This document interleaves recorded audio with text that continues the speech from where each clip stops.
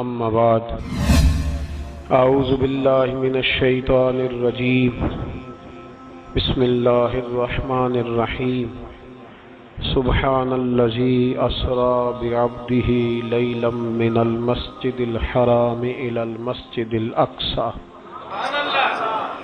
صدق اللہ العظیم وصدق رسولہ النبی الکریم ان اللہ وملائکتہ یصلون علی النبی یا ایہا الذین آمنوا صلوا علیہ وسلموا تسلیما الصلاۃ والسلام علیک یا سیدی یا رسول اللہ وعلی آلک واصحابک یا حبیب اللہ الصلاۃ والسلام علیک یا نبی اللہ وعلى آلك وأصحابك يا نور الله اللهم صل على سيدنا ومولانا محمد معدن الجود والکرم وآلہ وبارک وسلم۔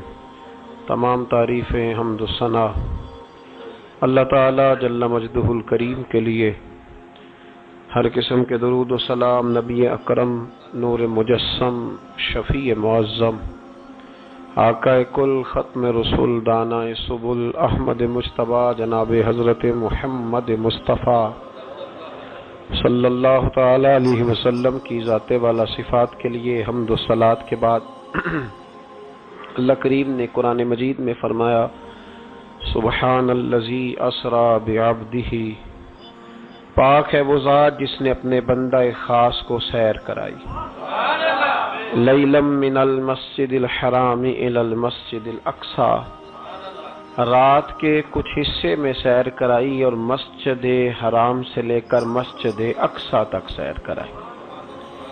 نبی کریم صلی اللہ علیہ وسلم کو اللہ نے بڑی ہی شانیں عطا فرمائی، بڑی عظمتیں عطا فرمائی۔ ان عظمتوں میں سے ایک بہت بڑی عظمت کا نام واقعہ معراج ہے۔ میرے بھائیوں، جب سے امت کے اندر خیالات تقسیم ہوئے ہیں، اپنی اپنی رائے لوگوں نے قائم کی ہے، تو کچھ ایسے ذہنوں نے بھی کچھ اختراعات ایسی بھی زمانے میں وضع کی ہیں، کہتے ہیں جی حضور کی تعلیمات زیادہ بیان ہونی چاہیے، نبی پاک کی شان بیان کرنے کا کیا معنی ہوا؟ یہ میلاد کا جلسہ، معراج کی محفل، حضور کی عظمتیں، شانیں، یہ کیوں بیان ہوتی ہیں؟ سوال یہ ہے ان دوستوں سے کہ اللہ کریم نے قرآن مجید میں فرمایا کہ انا اعطیناک الکوثر، محبوب بے شک ہم نے آپ کو خیر کثیر عطا فرمائی، دی ہے اللہ نے، دی ہے اپنے نبی کریم کو۔ کیا اللہ تو دینے والا ہے، رسول لینے والے ہیں، ہمیں کیوں بتا رہا ہے؟ اس بات کو سمجھیے گا، اللہ دینے والا ہے، حضور لینے والے ہیں، قرآن میں کیوں ذکر کیا؟ تو رب فرماتا ہے تمہیں اس لیے بتا رہا ہوں کہ تم معمولی محبوب کے ماننے والے نہیں، اس محبوب کے ماننے والے ہو جنہیں اللہ نے بڑی ہی خیر کثیر عطا فرمائی۔ وَرَفَعْنَا لَكَ ذِكْرَكَ، اے محبوب ہم نے آپ کے لیے آپ کے ذکر کو بلند کر دیا۔ تو یا اللہ یہ بات تو محبوب سے کہہ لیتا اکیلے میں، ہمیں کیوں بتائی؟ قرآن میں کیوں ذکر ہوا؟ یہ وَرَفَعْنَا لَكَ ذِكْرَكَ میں امت کے لیے کیا ہے؟ تو فرمایا تمہارے لیے یہ ہے کہ تم اس محبوب کے ماننے والے ہو جن کے ساری دنیا میں چرچے۔ اعلیٰ حضرت فرماتے ہیں عرش پہ تازہ چھیڑ چھاڑ، فرش پہ طرفہ دھوم دھام، کان جدھر بھی لگائیے تیری ہی داستان ہے، کان جدھر بھی لگائیے تیری ہی داستان۔ تو نبی کریم علیہ السلام کی عظمتوں کا بیان، حضور کی شانوں کا بیان، نبی پاک کے تذکرے، وہ اس لیے ہیں تاکہ امت مسلمہ سر اٹھا کے جیے اور وہ لوگوں کو بتائیے۔ ہمارے حکمران کئی دفعہ جب پاکستان کا اور یورپ کا موازنہ کر رہے ہوتے ہیں تو مجھے یوں لگتا ہے کہ جیسے بڑے شرمندہ ہیں پاکستان میں پیدا ہو کے، بڑے پریشان ہیں، ان کو بڑی تکلیف ہے۔ کاش یہ موازنہ اس طرح کرتے کہ وہ یورپ والے عیسائی اور یہودی ہیں، اللہ تعالیٰ نے ہمیں محبوب کریم کی امت میں پیدا فرمایا، تو پھر ان کا معیار اور ہوتا بات کرنے کا، پھر ان کے لفظوں میں وہ کمزوری نہ ہوتی۔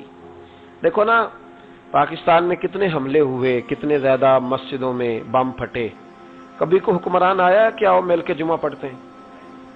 لیکن نیوزی لینڈ کی وزیر اعظم نے یہ کام کر کے کمال نہیں کر دیا؟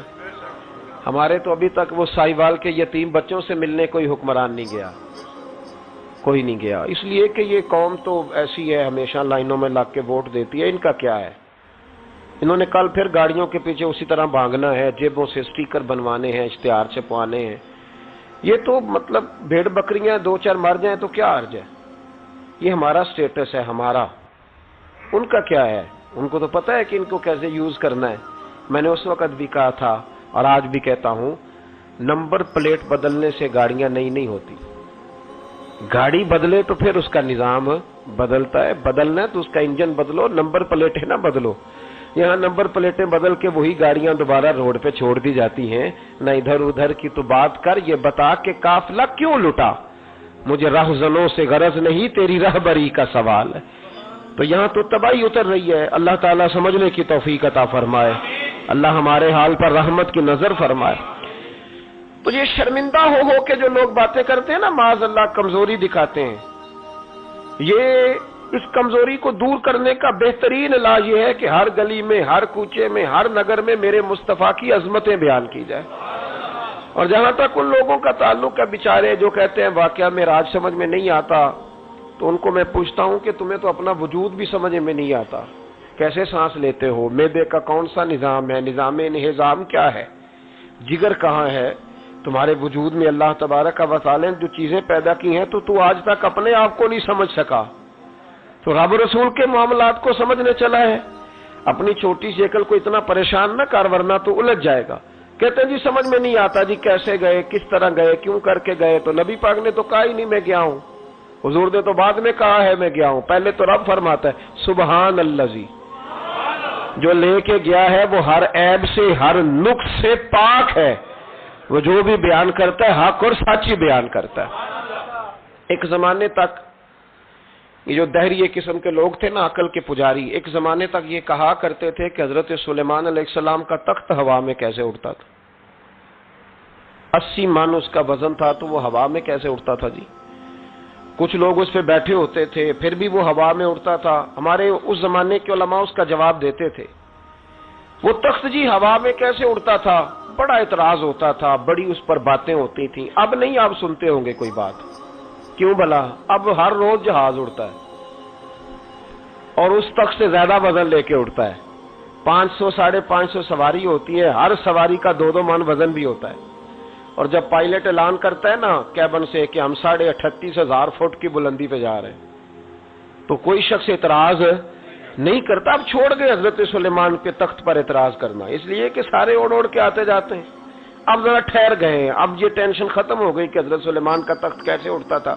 پھر ایک نیا اعتراض شروع ہو گیا، الم تر کیف فعل ربک باصحاب الفیل، کہ اتنا چھوٹا سا کنکر اور اتنا چھوٹا سا بابیل اور اتنے بڑے ہاتھی کو کنکر مارے تو اتنے سے کنکر سے ہاتھی کیسے مر جاتا ہے؟ بڑی پریشانی تھی بھئی، کنکر چھوٹا ہاتھی بڑا کیسے مر گیا؟ پھر اللہ نے فضل کیا تو بندوق کی گولی ایجاد ہو گئی۔ کہنے لگے نہیں پریشر سے لگے تو ہاتھی ماری جاتا ہے۔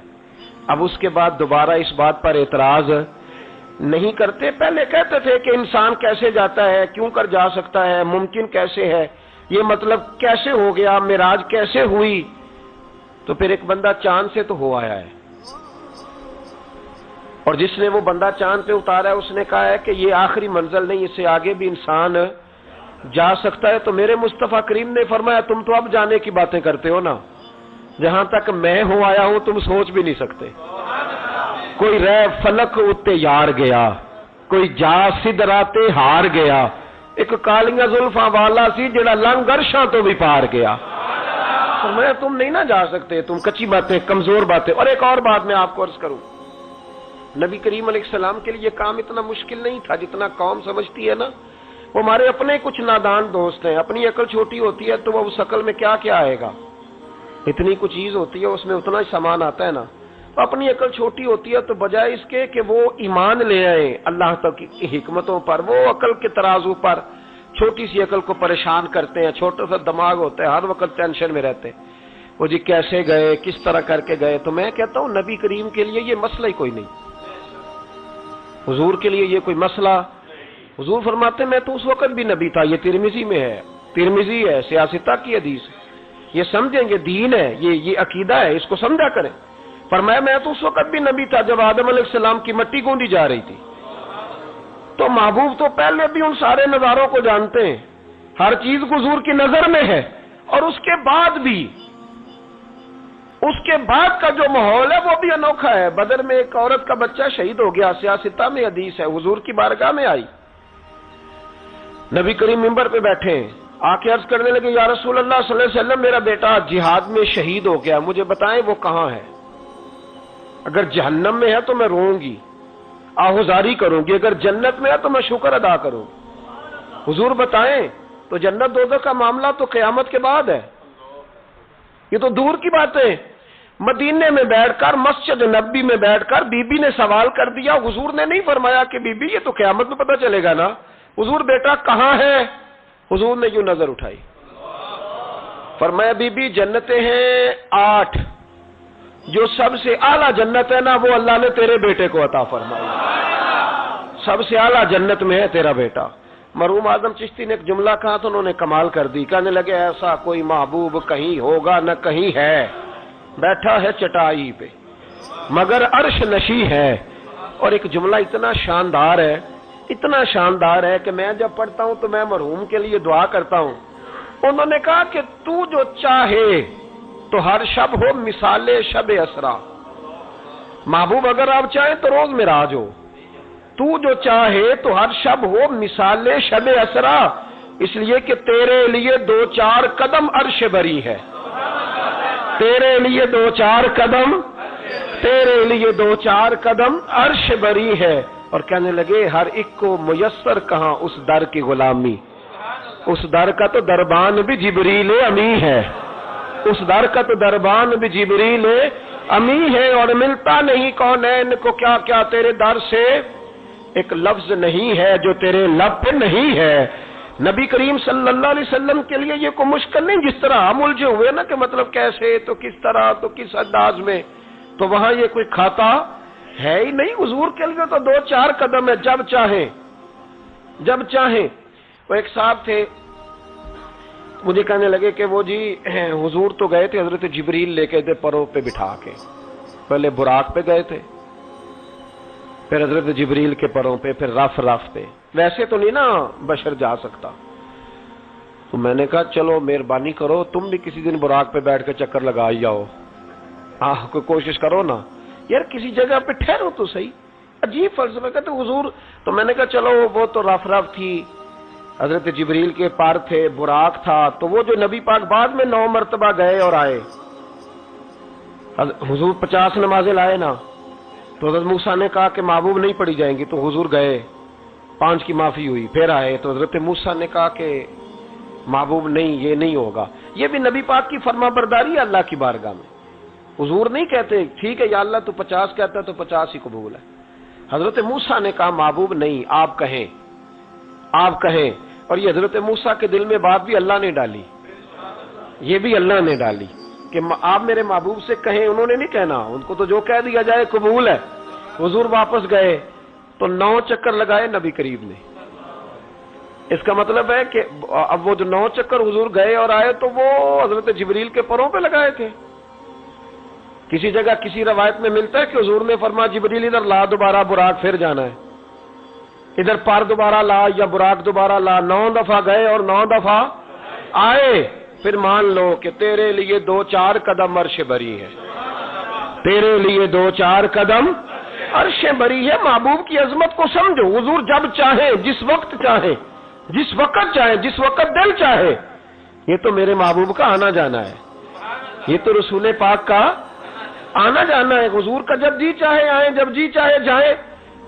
حضور نماز پڑھا رہے تھے، یہ صحیح مسلم کی حدیث ہے. مسلمانوں ساری زندگی آنکھیں کھول کے، دل کھول کے، خوشبو کی طرح مہک کر، پھولوں کی طرح تازہ تر و تازہ رہ کے زندگی گزارو، اس لیے کہ رب کریم نے تمہیں شانوں والا رسول عطا فرمایا ہے. طبیعتیں ٹھنڈی رکھو، مزاجوں میں سکون رکھو، خوش ہو جایا کریں حضور کا. آپ یقین کریں کسی جگہ محفل میلاد لکھا ہوتا ہے تو طبیعت ٹھنڈی ہو جاتی کہ یہاں میرے نبی کی نعتیں پڑھی جائیں گی. کسی جگہ محفل معراج لکھا ہوتا ہے تو طبیعت ٹھنڈی ہو جاتی ہے، یہاں حضور کا ذکر ہوگا. یہ نا اپنے دل میں شوق پیدا کریں. جو لوگ کہتے ہیں نا بڑے دکھ ہیں تو وہ حضور کی نعت سن کے راضی ہونا سیکھیں، اللہ انہیں سکھ عطا فرمائے گا. جو کہتے ہیں بڑے پریشان رہتے ہیں تو وہ حضور کے درود و سلام سے راضی ہونا سیکھیں، اللہ سکون عطا فرمائے گا. سنگیو یاد رکھو، جو کہتے ہیں کہ دل بے قرار رہتا ہے، اپنے دل کو حضور کی تعریف سے جوڑ لے، رب تیرے دل کو سکون عطا فرمائے گا. خوش ہونا سیکھیں حضور کا نام سن کے، ٹھنڈا ہونا سیکھیں، طبیعتوں کو کلیجوں کو ٹھنڈا کرنا سیکھیں، اللہ راحت عطا فرمائے گا. لیکن اگر بحث ہی بحث کرنی ہے تو کیسے جی، کس طرح جی، کس حال میں. اب میں بڑی تنقید کرتا ہوں پیسے لینے والوں، طے کرنے والوں پر، تو کئی دفعہ تکلیف بھی بڑی ہوتی ہے. ایک بندہ بڑی پیاری نعت پڑھ رہا تھا، بڑی پیاری، میں بھی سٹیج پہ موجود تھا. تو ایک صاحب سے میں نے کہا کہ یار آج تو مزہ آ گیا، کلام سننے کا لطف آ گیا. تو کہنے لگا اس نے 40,000 بھی لیا ہم سے. تو میں نے کہا یار ٹھیک ہے، اگر اس نے لے ہی لیا ہے نا تو تمہیں بحث کرنے کی کیا ضرورت ہے؟ جتنی اچھی وہ نعت پڑھ رہا ہے نا، میرے خیال میں 40,000 بھی تھوڑا ہے، اس کو زیادہ دینے چاہیے. اور اگر اس نے لے لیے، اب دے دیے، تو اب بحث کرنے کی کیا ضرورت ہے؟ اب تو مزہ لینا چاہیے کہ میرے نبی کا ذکر کر رہا ہے.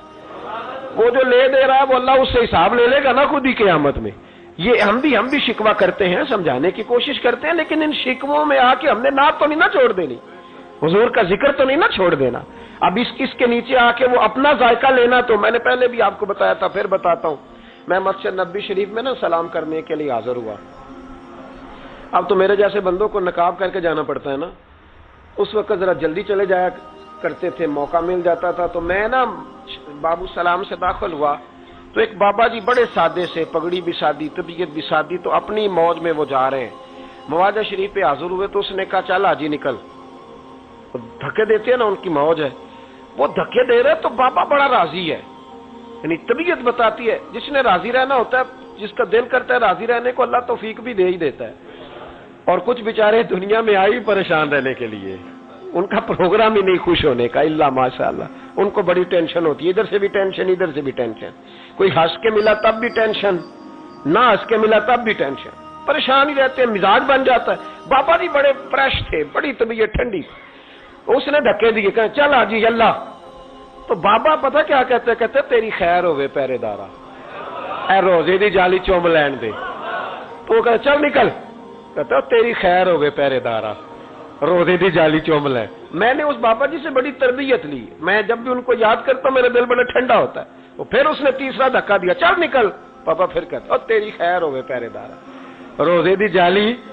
اور وہ بندہ بالکل عربی النسل تھا جو دھکے دے رہا تھا. باہر نکلے، مجھے بھی دھکا دیا بابا جی کو. ہم باہر نکلے تو میں کیا بابا جی انہوں کو تو تہاڈی بھی سمجھ آتی سی. کہندا پتر مینوں بھی پتا ہے، میں تے اپنا رانجھا پہ راضی کرتا تھا، اور مینوں پتا ہے انہوں نہیں سمجھ آ رہی. میں پتا ہے انہوں کی پتا، میں تے پنجابی چ لگا اپنا. تو بھائی جس نے رانجھا راضی کرنا ہے نا، اس نے رانجھا راضی کر ہی لینا ہے. میں نے ایسے لوگ بھی دیکھے ہیں جو چھوٹے سے بچے کو کھڑا کر کہتے ہیں بیٹے مولا یا صلی اللہ علیہ وسلم آتا ہے، چل سنا میرا پتر. وہ بچے نے اس کو قصیدہ سنایا تو بابا جی 10 روپے دے کے اپنا رانجھا راضی کر کے نکل گئے. جس نے اعتراض کرنا ہے وہ سارا دن اسی چکر میں پڑا ہوا ہے، نے 50 لیا ہے، اے 40 لیں دینا. او بھائی تو جو لیتا ہے نا تو اس کو جان چھوڑ. تو یہ دیکھ کے تیرے محبوب کا ذکر کرتا ہے نا، تو رسول اللہ کی بات سن. اب سننا تو انہی سے ہے نا. ہم دعا کرتے ہیں اللہ انہیں بھی توفیق کے ہدایت عطا کرے، یہ پیسے لینے والے سیانے ہو جائیں. اور سارے لیتے بھی نہیں، تو ان سے سن لیا کر جو نہیں لیتے. سن تو صحیح نا، اپنا رنجا تو راضی کرنا، شوق تو بیدار کر، طبیعت میں ٹھنڈک تو پیدا کر. میرے رسول کریم علیہ السلام کی جو شانیں ہیں، حضور کی جو رفعتیں ہیں، نبی پاک کی جو بلندیاں ہیں، رسول پاک کی جو حضور کو اللہ نے اکرام دیا ہے، وہ گلاب کی طرح طبیعت کو مہکا دیتا ہے. جب ہم چیزیں پڑھتے ہیں تو طبیعت ٹھنڈی ہو جاتی. ہمارے حضرت صاحب کا طریقہ تھا، کوئی حضور کی شان والی روایت پڑھتے نا تو رات کو کتاب پہ نشانی لگا لیتے، اور صبح نا وہ کتاب پکڑی ہوتی تو کہتے ادھر آ بھائی یہ دیکھ کیا لکھا ہے قاضی ایاز صاحب نے، یہ دیکھو کیا لکھا ہے کہ نبی کریم علیہ السلام نے فرمایا اللہ تعالیٰ قیامت کے دن میری سفارش پڑھنا 70,000 امتیوں کو بغیر حساب کتاب ہی جنت میں داخل کر دے. یعنی ان سے کھڑا کر کے پوچھے گا بھی کوئی نہیں کہ کیا کیا، کیا 70,000 بغیر حساب کتاب. یہ دیکھو کتنی شان والی بات. تو وہ ٹھنڈا کرنا چاہتے تھے نا اپنے دل کو، تو ان کے دل ٹھنڈے ہو جاتے تھے. ایک بات سننا تو طبیعت پھولوں کی طرح مہک جاتی. ایک حدیث پڑھتے تھے تو اسی کے سکون میں رات کو سو جاتے تھے. پروگرام بنائے کہ حضور کی جب تعریف ہو، جب موقع ہو تو پھر طبیعت ٹھنڈی ہو. سنیں، میں نے کہا 2-4 قدم عرش بری ہے. نبی کریم علیہ السلام نماز پڑھا رہے تھے. ظہر کی نماز تھی یا عصر کی نماز تھی، صحیح مسلم میں موجود ہے. حضرت ابو ہریرہ فرماتے ہیں نماز پڑھاتے پڑھاتے نبی پاک نے قدم آگے کیا. نماز پڑھاتے پڑھاتے قدم آگے کیا اور یوں ہاتھ اٹھایا، پھر واپس کر لیا. اب نماز پڑھ کے نا تو سلام پھیرا تو صحابہ عرض کرنے لگے یا رسول اللہ صلی اللہ علیہ وسلم، وہ نماز میں پیر بھی آگے کیا تو ہاتھ بھی اٹھایا، تو وجہ کیا تھی؟ اب پہلا سوال تو یہ ہے کہ آپ لوگ نماز پڑھ رہے تھے یا حضور کو دیکھ رہے تھے؟ تو صحابہ تو پہلے ہی بتاتے ہیں کہ بھئی ہم تو پہلی صف میں نماز اس لیے پڑھتے تھے کہ نماز بھی ہوتی رہتی تھی اور چپ کے محبوب کی دید بھی ہوتی رہتی تھی. حضور سے پوچھا یا رسول اللہ، وہ نماز پڑھتے پڑھتے قدم آگے بڑھایا آپ نے تو پھر پیچھے کر لیا، کیا تھا؟ اور ہاتھ اٹھایا تو پھر آپ نے نیچے کر لیا. تو نبی کریم فرمانے لگے نماز پڑھاتے پڑھاتے جب میں نے کہا نا سمیع اللہ لمن حمیدہ، اچانک میری نظر اٹھی تو جنت میں چلی گئی. نظر اٹھی تو جنت میں، تیرے لیے 2-4 قدم عرش بری ہے. تو محبوب فرماتے ہیں جب میری اوپر نظر گئی نا تو میں نے دیکھا کہ انگوروں کا ایک خوشہ لٹک رہا ہے جنت میں. تو میں نے ہاتھ بڑھایا کہ توڑ لوں. حضور کھڑے ہیں مسجد نبوی میں اور فرماتے ہیں کہ میں یہاں کھڑے ہو کے ہاتھ اونچا کروں تو میرا جنت تک پہنچ جاتا ہے. فرمایا میرا ارادہ ہوا کہ وہ خوشہ جنت کا توڑ لوں، اور ذرا میں نے پیر آگے بڑھایا ہی تھا تو میرے دل میں خیال آیا کہ جنت راز ہے تو راز ہی رہنی چاہیے. یہ راز کھول گیا تو مزہ نہیں آئے گا. تو میں نے پھر وہ ہاتھ واپس کر لیا. صحابہ کہتے ہیں جب نبی کریم نے یہ بیان کیا تو ہمارے چہرے نے تجسس سے کھیل اٹھے. تجسس سے ہم کوئی بات اور بھی سننا چاہتے تھے. تو محبوب فرمانے لگے اگر میں وہ خوشہ توڑ کے لے آتا اور تمہیں دے دیتا، تم قیامت تک بھی کھاتے رہتے تو تم سے ختم نہیں ہونا تھا.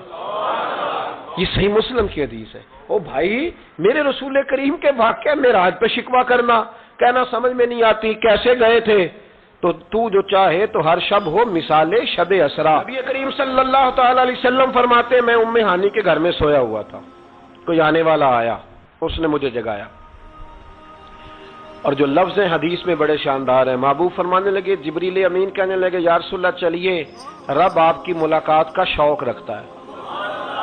اللہ آپ کی ملاقات کا شوق. یہاں بھی بڑی پریشانی ہوتی ہے بعض لوگوں کو، پتہ نہیں کیوں اتنے پریشان ہوتے ہیں. کہتے ہیں جی حضور تو حضرت جبریل سے مل کے واپس آ گئے. حضرت جبریل سے مل کے نا نبی کریم واپس آ گئے. مجھے اس بات کی سمجھ نہیں آتی کہ اگر حضور اللہ سے مل لیں تو کسی بندے کا اس میں نقصان کیا ہے؟ کوئی کیا مطلب ٹینشن کس بات کی ہے؟ اتنی پریشانی، اتنی موٹی کتابیں لکھ دی کہ نبی پاک نے اللہ کو نہیں دیکھا، حضرت جبریل سے ملاقات کر کے حضور واپس آ گئے. یعنی میں سمجھنا چاہتا ہوں، میری سمجھ میں آیا نہیں. میں نے بڑی عقل دوڑائی ہے کہ اگر حضور اللہ کو مل لیں، ملاقات ہو جائے. قرآن کہتا ہے وجوہ یومئذ ناظرہ الی ربہا ناظرہ، قیامت کے دن چہرے چمکیں گے اس لیے کہ اپنے رب کا دیدار کریں گے. میں بھی کروں گا انشاءاللہ، آپ بھی کریں گے. کہاں چہرے چمکیں گے؟ اس لیے کہ مومن اپنے رب کا دیدار. وہ میرے بھائی اگر ہر مومن دیدار کر سکتا ہے، اور قرآن کہتا ہے نبی کریم علیہ السلام اگر اللہ کریم کا دیدار کر کے واپس آئیں تو اتنی زیادہ پریشانی علامہ صاحب کو، شیخ کو اتنی ٹینشن، اتنے زیادہ وہ آوازار ہوئے کہ اتنی موٹی کتاب لکھ دی.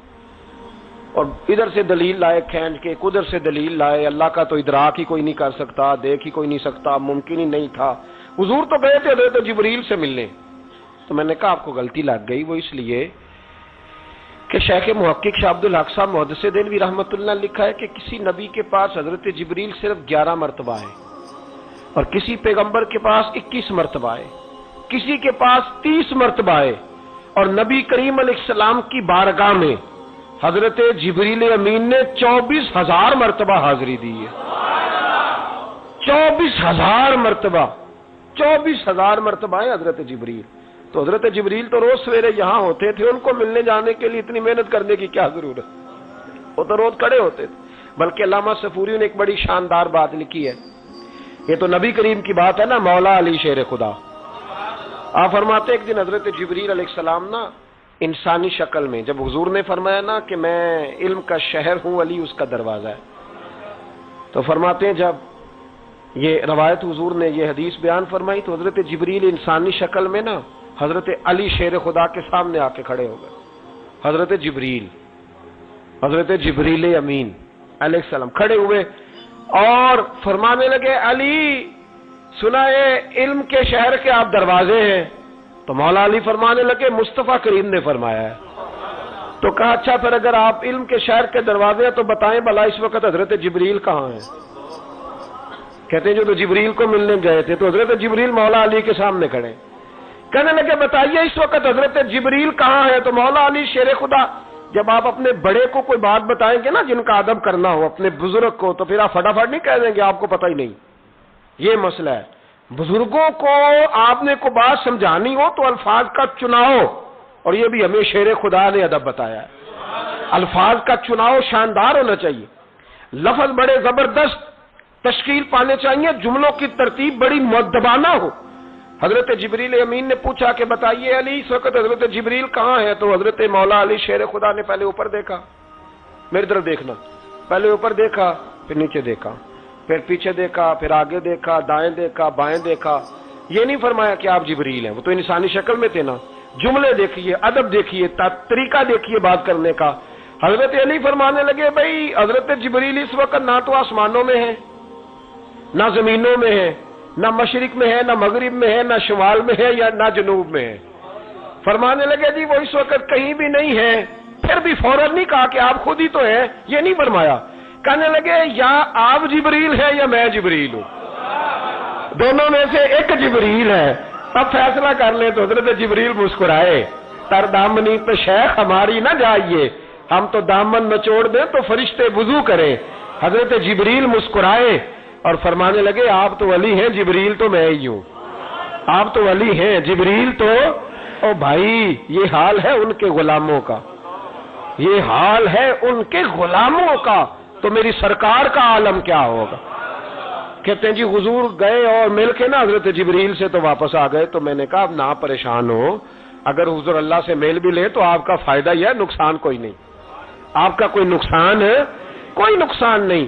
نبی کریم علیہ الصلوۃ والسلام تو فرماتے ہیں جب رب کریم نے کہا نا السلام علیکہ ایھا النبی, معراج کی رات, السلام علیکہ, یہ جو تحیات آپ پڑھتے ہیں یہ معراج کا تحفہ ہے. جب کہا نا السلام علیکہ ایھا النبی, اے نبی آپ پر سلامتی ہو. حضور فرماتے ہیں رب نے میرے سامنے مجھے بٹھا کر کہا, سامنے, یا رسول اللہ آپ نے رب کو دیکھا؟ فرمایا رأیت ربی بأحسن صورۃ, میں نے رب دیکھا ہے اور بڑی سونی صورت میں دیکھا ہے, بڑی سونی صورت میں سامنے بٹھا کے کہا السلام علیکہ ایھا النبی ورحمۃ اللہ وبرکاتہ, محبوب آپ پر سلام ہوا میرے نبی, رحمت ہو, برکت ہو. تو حضور فرماتے رب نے تو مجھے سلام کہا تھا. میں نے کہا نہیں, السلام علینا وعلی عباد اللہ الصالحین, یا اللہ جتنے بھی میری بات مان کے نماز پڑھے ان سب پہ بھی سلام بھیج. تیرا تو فائدہ ہو رہا ہے رب رسول کی ملاقات میں. السلام علینا وعلی عباد اللہ الصالحین, اے اللہ جتنے بھی صالح لوگ ہیں ان سب پر سلام ہو, ان سب پر. تو یہ تو معراج میں تیری میری بات. علامہ اسماعیل حقی رحمۃ اللہ علیہ فرماتے ہیں کہ 90,000 باتیں کی اللہ تعالیٰ نے اپنے نبی سے معراج کی رات. کتنی؟ اللہ اکبر. مزیدار بندہ مل جائے تو باتیں کرنے کا مزہ آتا ہے. شرط یہ ہے کہ بندہ پیار والا ہو, لیکن اگر بندہ اس طرح کا ہو کہ جس نے ہر بات میں ٹینشن ہی پیدا کرنی ہے تو اس کو دل کرتا ہے کہ بندہ دعا دے کے کہے کہ یہ ہفتہ فیس لے جائے تو 21 دن کے بعد دوبارہ آئیے گا. یہ ہوتا ہے. اور میرے ایک بزرگ تھے, کچھ لوگوں کو تعویذ دیتے تو کہتے 3 دن کے بعد آنا, کچھ کو تعویذ دیتے تو کہتے 21 دن کے بعد آنا.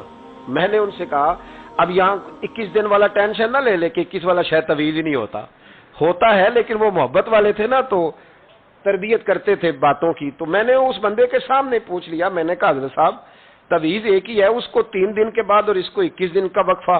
کہنے لگے یہ مجھے ٹینشن بڑی دیتا ہے. کہ سامنے کہنے لگے تو بیٹھا تھا، میں نے 21 کہا ورنہ میں نے 121 کہنا تھا، تو بیٹھا ہے۔ بندہ دیکھیں نا، بات کریں آپ تو تھوڑا سامنے والے کو بھی سنیں، تھوڑا اس کی بات بھی سنیں، بوجھ نہ بنے، تھوڑا آپ دیکھیں، غور کریں، کسی بھی محفل کے اندر بوجھ نہ بنے۔ آپ کوشش فرمائیں کہ ترتیب اس طرح کی ہو کہ سامنے والا پسند کرے آپ سے بات کرنا۔ مسلمان تو پھول ہوتا ہے، وہ جہاں جاتا ہے خوشبو ہی چھوڑ کے آتا ہے۔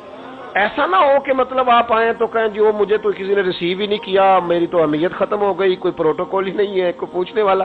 اس سے نقصان ہوتا ہے، اس سے سامنے والے کو بھی آپ پریشان کرتے ہیں، اپنے آپ کو بھی۔ کوشش فرمائے، دیکھیں نا اللہ رسول کی ملاقات بھی ایک رات کی اور 90,000 باتیں۔ اور علامہ اسماعیل حقی فرماتے ہیں کہ رب کریم نے فرمایا محبوب 30,000 نہ ساری امت کو بتانا۔ حضور نے بتائی آ کے 30,000، اس میں نماز بھی ہے، اتحیات بھی ہے، حضرت بلال حبشی کا مقام بھی ہے۔ نبی کریم نے یہ بھی فرمایا کہ میں نا معراج کی رات محل بھی دیکھ آیا ہوں، اس پر عمر بن خطاب کا نام بھی لکھا ہوا ہے۔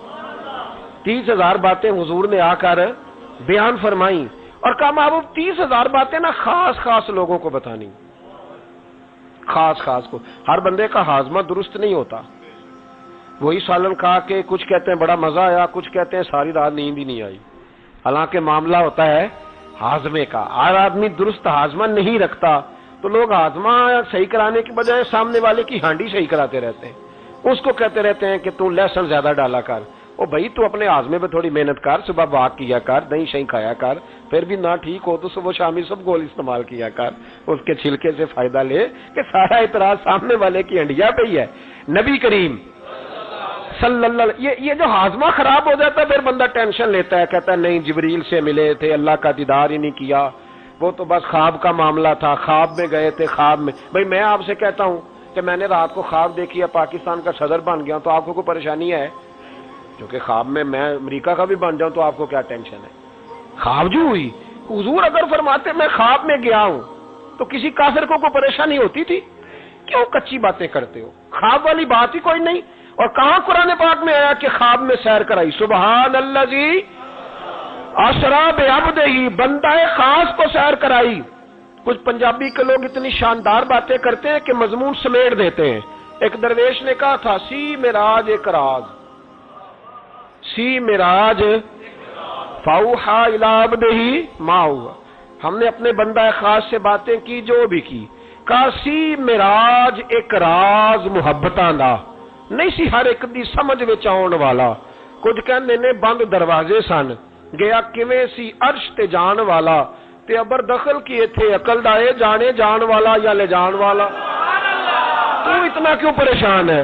جانے جان والا یا اللہ کہتا ہے میں لے گیا، حضور کہتے میں گیا، یہ نیچے بیٹھ کے فیصلے کر رہا ہے، نہیں جبریل سے ملے تھے، نہیں وہ تو بس یہ اللہ کی تو ملاقات ہی نہیں، وہ تو خواب میں گئے تھے، تجھے بڑی پریشانی ہے، تیری پریشانی کچھ سمجھ میں نہیں آتی، بلا وجہ یہ کچھ لبرل قسم کے لوگ ہر بات کو عقل کے ترازو میں تولتے ہیں۔ میرے رسول کریم علیہ الصلوۃ والسلام تشریف لے گئے اور میرے بزرگوں نے ایک بات کی ہے جو بڑی شاندار ہے، اللہ اکبر۔ کچھ چیزیں ساری کتابیں کھنگالنے سے بھی نہیں ملتی، تو رب کریم کا بندہ بولتا ہے تو کمال کر دیتا ہے۔ وہ اصل میں کتاب و سنت کا نچوڑ ہی بیان کرتے ہیں پر کمال کر دیتے ہیں، کمال۔ کرسی پر وزیر اعظم کی کرسی پر بیٹھنا اتنا مشکل نہیں جتنا کرسی چھوڑنا مشکل ہے۔ جو آج کے جب وزیر اعظم بنا ڈکٹیٹر بھی بنے تو انہوں نے بعد میں سیاسی پارٹیاں بنا لی کہ شاید دوبارہ کچھ عقل چل ہی جائے۔ مصر میں ایک ایسا وقت گزرا ہے کہ جس کو بادشاہ بناتے تھے جب اس کی مدت ختم ہوتی تھی نا اس کو قتل کر دیتے تھے۔ بھائی مارتے کیوں؟ وہ کہتے یہ سازش کرے گا دوبارہ بننے کے لیے، یہ ایسا لطف ہے کہ یہ جاتا نہیں۔ وہ میرے بھائی اوپر جانا کمال نہیں ہوتا، اوپر جا کے اس لیول پر بیٹھ کر غریبوں مسکینوں یتیموں پر توجہ رکھنا، اپنے ماحول کو نہ بدلنا۔ یقین کریں دنیا میں ایسے بہت سارے وقت آتے ہیں کہ انسان بڑا اونچا اڑ سکتا ہے، بڑے اسے پھر منصب بدلتے ہیں، جگہ بدلتی ہیں، آفریں ہوتی ہیں، وہ جہاں مرضی جا سکتا ہے، لیکن اپنے آپ کو کھڑا رکھنا ایک مشکل مقام ہوتا ہے۔ اور بھائی پرانا سجن مل جائے تو لوگ، وہ کلاس فیلو جو کبھی پڑھا کرتا تھا تو لوگ کہتے ہیں ساڈے پنڈ وچ رہندا سی، وہ دوستی وہ گوارا کرنا پسند نہیں کرتے، قربان جاؤں مدینے کے چاند پہ۔ انسان بھول جاتا ہے، اب یقین کریں بھول جاتا ہے، جب وہ کھڑا ہوتا ہے نا بارسلونا کے ایئرپورٹ پہ، اور جب وہاں اس کا انٹرویو لیا جاتا ہے، جیو والے وہاں پہنچتے ہیں، مانچسٹر کے اڈے پر جب وہاں ایکسپریس نیوز پہنچ کے پوچھتی ہے کہ آپ کو کیسا لگا یہ دورہ، وہ کہتا ہو میں پتہ نہیں کون سی ہستی ہو گیا ہوں۔ پھر لوگ بات کرتے ہیں تو جملوں میں یوں لگتا ہے کہ تکبر چھلکتا ہے۔ بڑا مشکل ہے اونچا اڑنے کے بعد غریبوں کو مسکینوں کو یاد رکھنا۔ اور حضور تو اس جگہ گئے تھے جہاں ایک تجلی دے کر حضرت موسیٰ علیہ السلام جیسے پیغمبر بے ہوش ہو گئے۔ حضور فرماتے جب میں گیا تو ادھر بھی نور تھا، ادھر بھی نور تھا، آگے بھی نور تھا، پیچھے بھی نور تھا۔ ایک تجلی گری، لوگ پریشان ہو گئے۔ ایک تجلی گری تو حضرت موسیٰ کلیم ہر چیز بھول گئے، اور حضور فرماتے ہیں نور کے حالے تھے، آگے بھی پیچھے بھی دائیں بھی۔ اس نور کی تجلیوں میں بٹھا کر عرش کے مالک نے جب پوچھا کہ محبوب کوئی بات کر، حضور فرماتے ہیں مجھ سے نہیں بھولا گیا۔ میں نے کہا یا اللہ میرے غریب امتی، یا اللہ گناہگار ہیں، یہ بھول جائیں گے، غلطیاں کر بیٹھیں گے، مہربانی فرما۔ تو محبوب فرماتے ہیں رب کریم نے فرمایا وَلَسَوْفَ يُؤْتِيكَ رَبُّكَ فَتَرْضَىٰ، محبوب اگر تو یہاں نہیں نہ بھولا ہم بھی تجھے ناراض نہیں کریں گے، تجھے اتنا دیں گے کہ تو ہم سے راضی ہو جائے گا، تو راضی ہو جائے گا بھائی، راضی ہو جائے گا۔ میرے نبی کریم علیہ السلام